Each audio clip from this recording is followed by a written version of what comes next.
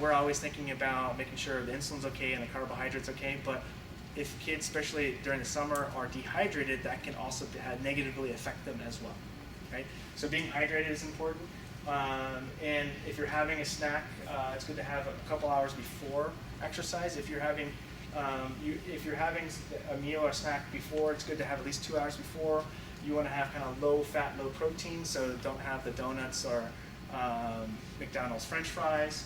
But other times you recommend that. Oh yeah, absolutely.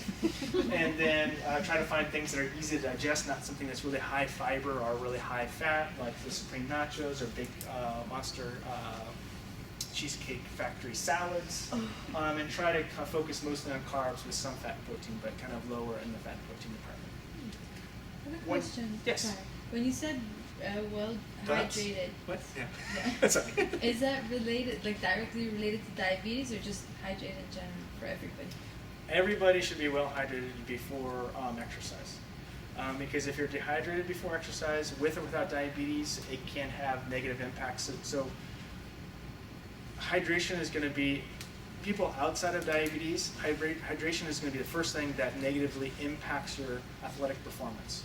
So if you just decrease your, you lose 2% of your body weight through sweat and you don't rehydrate, that will greatly affect your performance. It can affect your performance by 10, 20%, something like that.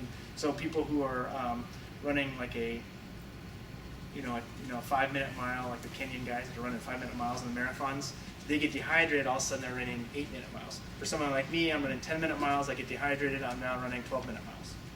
So that's something that, aside from diabetes, to keep that stay hydrated, because that can also affect you aside from the low blood sugar part of things.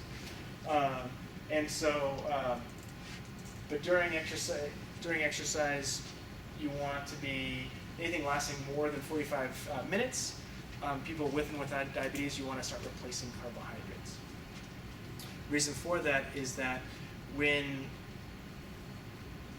with or with diabetes, you only have a certain amount of glucose in your body that you can store. Have everyone heard of stuff like glucose loading or carb loading before big races and stuff like that? Have you ever heard that kind of stuff? So runners and cyclists and things like that will do a thing where they eat a bunch of carbs the day before so they can just get as much of their sugar stored into their body as possible. But your body can only store so much sugar, and really only has amount of carbohydrates that's worth about 45 minutes or an hour worth of exercise. So when you're exercising, once you start exercising for more than an hour, you want to start replacing carbohydrates and fluids. You don't want to have things that have much fat or protein in them when you're exercising, because if you have a donut while you're exercising, it's going to sit in your stomach and it's not going to absorb well, and you get a stomach cramp and it's not going to work so good, right? And it's good to have a plan to stay hydrated and stick to it, and so have a certain amount of sugar, sports drink every half hour, or make sure that at halftime that you're eating X amount of carbohydrates and X amount of fluid. Of course, when it's a very hot day, you're going to be drinking more fluids because you're going to be sweating at a higher rate. And then during exercise, think about replacing the carbohydrates you're burning. Sometimes take anywhere between 15 to 30 grams of carbohydrates per hour of exercise. During the exercise, especially exercise lasting for more than an hour. So if you're going to go for a 30-minute run, you probably don't need to worry about replacing carbohydrates or fluids. But if you know that you're going to have an hour-and-a-half game, at halftime, which is kind of nice, they have the ability to replace because now 45-minute game. What age group do the kids go to 45-minute halves? I don't know. Is it high school? I think so. Tia's still doing 30 or 35 minute halves. Okay, so because that 30-minute halves is kind of right at the maximum that your body can continue to hold in the carbohydrates. So now, yes. Does it matter if the carbs come from liquid or food? There's different schools of thought on that. Mm-hmm. And I've heard, there's a woman called Stacy Sims who works at Stanford who's all into hydration and stuff like that. And she's big into making sure that you have something that's just hydrating but doesn't have carbohydrates, and so you kind of eat most of your calories from food and your hydration from fluids, and not have like a Gatorade type of thing because it doesn't hydrate as well and doesn't give you enough carbohydrates that you need. But that's for the elite athletes, and so she recommends like a hydration drink that's very low in carbs, high in salt, and then eat carbs. For us regular mortals, Gatorade's fine. Because we're not worried about doing the Tour de France, 6 hours of cycling, or running a marathon in sub 3 hours and stuff like that. Don't worry about that too much.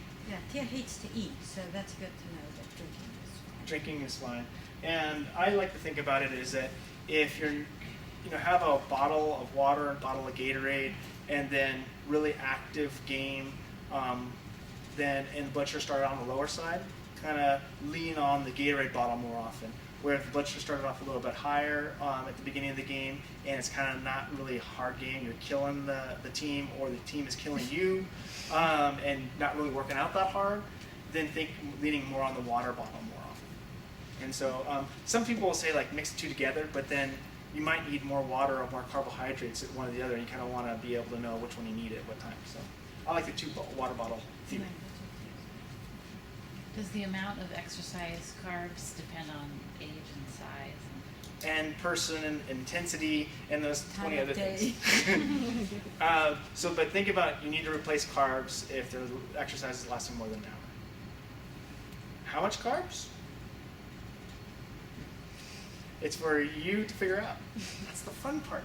Is it in any relation, probably not, to how many they need when they're low? Like if they don't need a lot when they're low, would you say they don't need 30 when they're exercising, or is that not?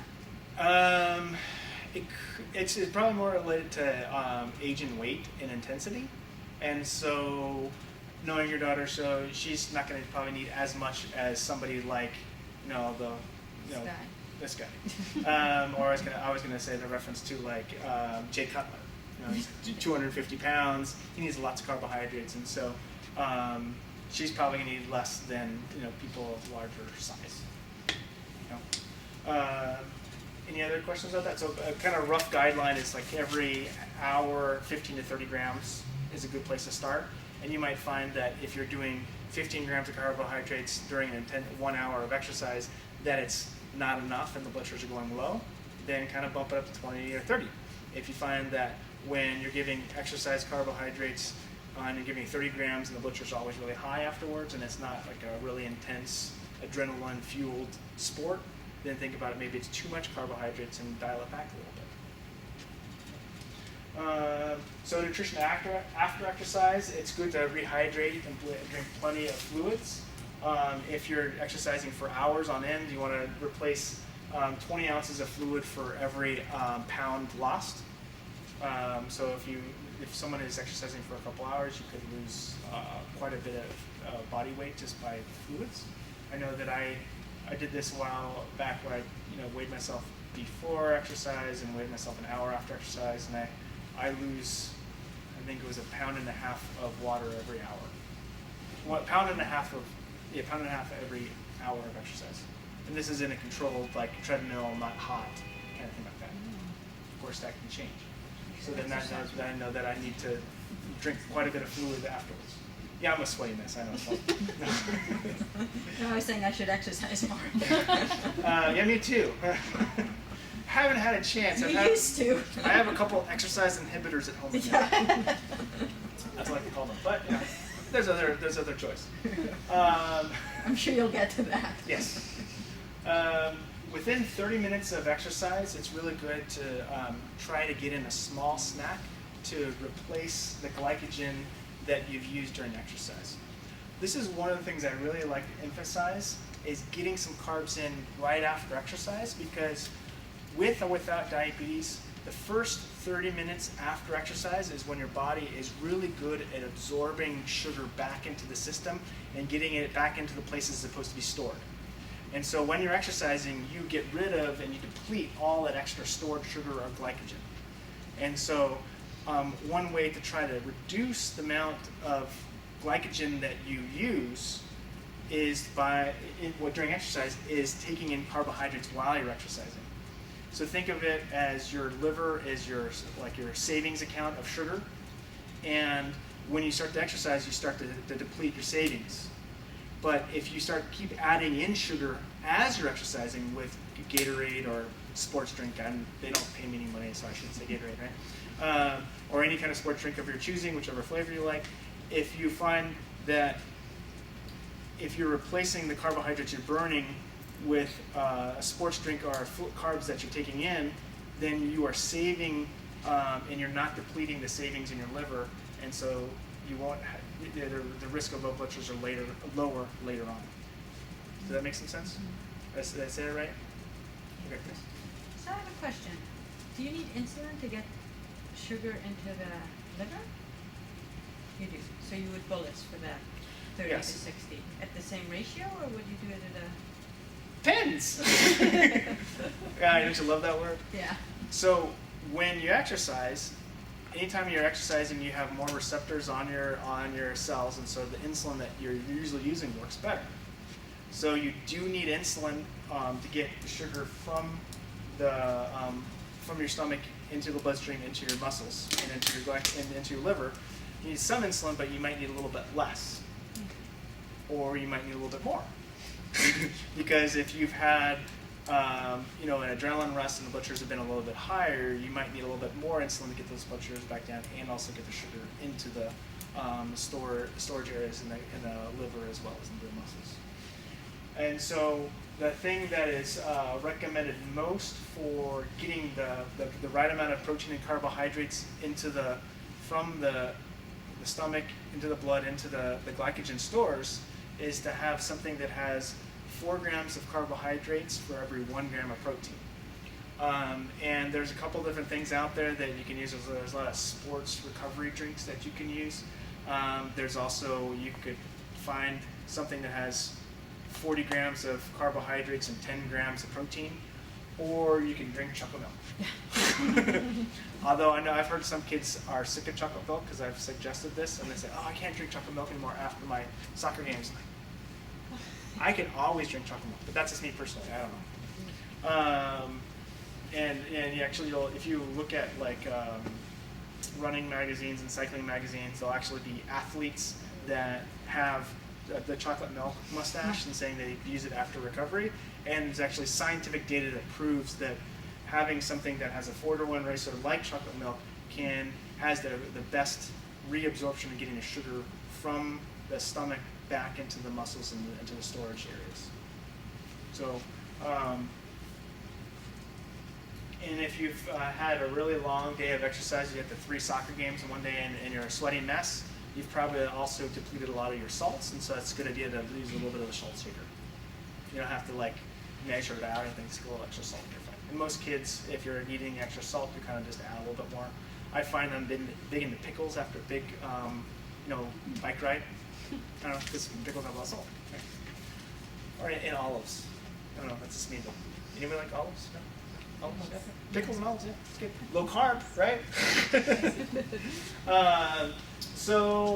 Tips for diabetes and exercise. One is to check your blood sugars often. Check before, during, and after when possible. Carry a glucose source if possible whenever you're exercising. And so if you're not able to carry a meter with you, at least have a glucose source with you, either glucose tabs or like a gel blocks or I'm not a huge, I kind of like the gels, like the packs of gels that you get at running stores and cycling stores, but they come in 25-gram increments. And then so you don't really need all of it, and then you open it up and then you get this mess. And even if you eat all of it, it still kind of sticks to your, everywhere. So I kind of like there's things called sports blocks from Cliff Bars. There's also sports beans and shot blocks, yes. And then the Power Bar has little gel blocky thing, but they're the same type of difference. There's boot chomps, shot blocks, and sport beans. Sports beans, yeah. But the Power Bar version, remember the ones? Boot chomps? Goo chumps? Goo chomps. Chomps. Okay. I don't know. Those guys, yeah. The Something same like people that do goo. Yeah, they're little circle Yeah. ones. But no, but there's also Power Bar also has ones that have a little gel center, just kind of neat sometimes. They have a good cola one that has a little cola inside. It's nice. Be careful though, because some of those energy block things also have caffeine in them. Yeah. And so, and they say equivalent of, 1 shot of espresso and stuff like that. And if you have your 10-year-old getting a couple of those shots with a little bit of caffeine in it, then they're up all night. It's not so good, right? It's not going to be good for you guys, right? So it's good to have fluids. If possible, it's good to wear medical identification. I know with competitive sports like soccer and basketball and baseball, oftentimes they don't allow you to wear something that can scratch somebody else. But if you're in a non-contact sport, it's a good idea to have identification that says you have diabetes. And you can get those that just like The Livestrong. jelly ones, yeah. Something like that. For It's good to that, have that. just for sports. Yeah, they rip off no big deal, right? And good to keep track of what you're doing, especially if it's a new sport, you're not sure exactly how it's going to affect blood sugars. Try to keep track of things and see how things work and how they are not working. And of course, tell coaches and players that you have diabetes and what the symptoms of lows are. Oftentimes, you will person who's really engaged in the sport is not going to realize they're low, but the coaches and especially the other players are going to notice that you're sucking right now and you're probably low. It's true. So I used to play social league soccer for many years, and I had a friend who had diabetes, and he played on my soccer team, and he's a good soccer player and real nice guy. And then all of a sudden he totally tripped a guy. And then the ref, gave him a red card, and then he starts yelling at the ref and stuff like that. But he was totally in the wrong. I mean, he totally did everything wrong, but he normally didn't do that. And then people might notice, I'm like, Kyle, you're low. And then he pushes me and he's like, yeah, I'm not low. And I'm like, you're low, check your blood sugar. And then he's like, stomps off and checks his blood sugar, and he's like, oh, I'm 42. But he was angry and indifferent, but I could tell that he was not right, I was happy to be right in that situation.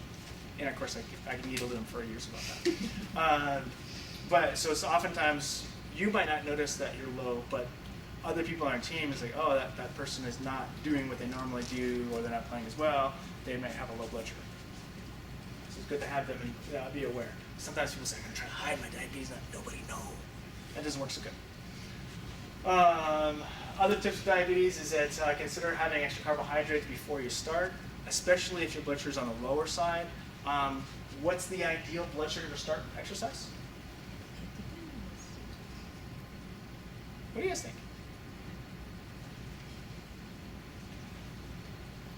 What's an ideal blood sugar to start exercise? Differs from person to 150? Sure, I'll go with 150. Maybe I said that before, huh? Yeah, does it say down there? Yeah. Oh. Okay. Hey! This guy's good. Okay, sometimes people like to start the blood sugars a little bit on the higher side, but if you start on the higher side, when your blood sugar is in the 200 range, your performance can be affected. So people often tell me when their blood sugar is above 200 that their reaction time is not as fast. And so if you're like baseball or softball or soccer or anything that has hand-eye coordination that requires tennis, pretty much everything requires quick reflexes. And if you have bad reflexes when your blood sugars are high, it doesn't work so good.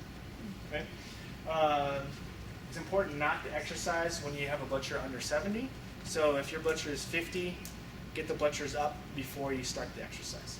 So I'm a firm believer of preventing lows during competitive sports than waiting for it to go low, because if you go low during a basketball game, it might take 15, 20, 30 minutes to get the blood sugar back in a regular range, and that might just be a half of the game or the rest of the game, right?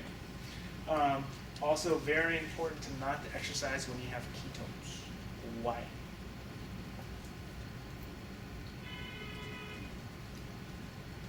break down more fat. What's that? You break down more fat while exercising, so that transfers to more ketones. Mm-hmm. Yes, and so and also you feel like garbage. You don't have the energy because it's Yeah. not moving into your muscles. Yeah, and you're just utilizing more fat, burning more fat, getting sicker, higher ketones, and so you're just rushing yourself to the ER. Okay? Good, I already talked about not to have blood sugar start high. And if you're on the pump and you take the pump off, you'll want to think about replacing the basal insulin that you lost when you don't go off the pump, especially if you're off the pump for more than an hour and a half, 2 hours. So if you're on the pump and you're exercising with the pump on, you want to consider think about doing temporary basals or less insulin than you normally would. Although if it's during a very competitive sport, you might actually need to go up a little bit. You know, a competitive downhill racer that normally needs a lot less insulin when he's practicing, but a lot more insulin when he's racing.